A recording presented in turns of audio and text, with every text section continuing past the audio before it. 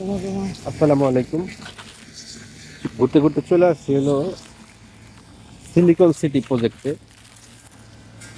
কাজ চলতেছে, এদিক দিয়ে রাস্তার কাজ চলতেছে, গ্রাম্য পরিবেশ।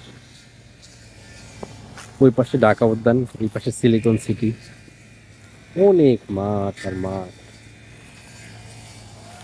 এখনো বসতি হয় নাই, মানে মানুষজন ঘরবাড়ি করতেছে, ওই যে একটা ঘরবাড়ি করতেছে, মানে দূরে দূরে অনেক। থাকার মতো এখনো হয় নাই, আরো মনে হয় সময় লাগবে। কিন্তু সুন্দর জায়গা, সব বিক্রি। অনেক দাম এই জায়গার। তাহলে অনেক সস্তা ছিল, এখন আর নাই।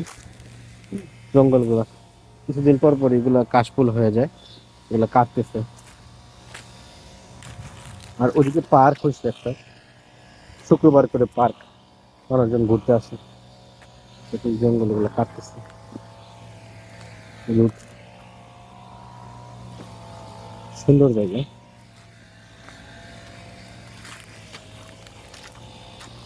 গ্রামীণ পরিবেশের মতো।